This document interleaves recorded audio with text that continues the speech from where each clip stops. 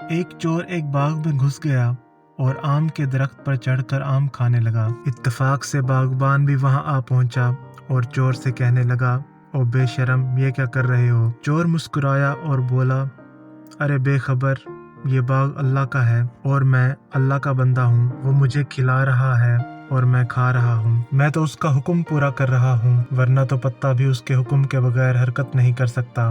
باغبان نے چور سے کہا کہ جناب، آپ کا یہ واز سن کر دل بہت خوش ہوا، ذرا نیچے تشریف لائیے تاکہ میں آپ جیسے مومن کی دست بوسی کر سکوں۔ سبحان اللہ، اس جہالت کے دور میں آپ جیسے عارف کا دم غنیمت ہے۔ مجھے تو مدت کے بعد توحید و معرفت کا یہ نقطہ ملا ہے، جو کرتا ہے خدا کرتا ہے اور بندے کا کچھ اختیار نہیں۔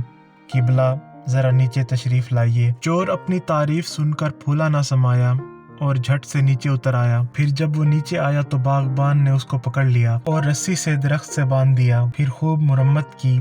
آخر میں جب ڈنڈا اٹھایا تو چور چلا اٹھا کہ ظالم، کچھ تو رحم کرو، میرا جرم اتنا نہیں ہے کہ جتنا تو نے مجھے مارا ہے۔ باغبان نے ہنس کر اس سے کہا کہ جناب، ابھی تو آپ نے فرمایا تھا کہ جو کرتا ہے اللہ کرتا ہے، اللہ کے حکم کے بغیر کوئی کچھ نہیں کر سکتا۔ اگر پھل کھانے والا اللہ کا بندہ ہے تو مارنے والا بھی اللہ کا بندہ ہے، اور اللہ کے حکم سے ہی مار رہا ہے، کیونکہ اس کے حکم کے بغیر کوئی پتا بھی نہیں ہلتا۔ چور ہاتھ جوڑ کر کہنے لگا کہ خدا را مجھے چھوڑ دو، اصل مسئلہ مجھے سمجھ آ گیا ہے، بندے کا بھی کچھ اختیار ہے۔ باغبان نے کہا کہ اس اختیار کی وجہ سے وہ اچھے یا برے کام کا بھی ذمہ دار ہے۔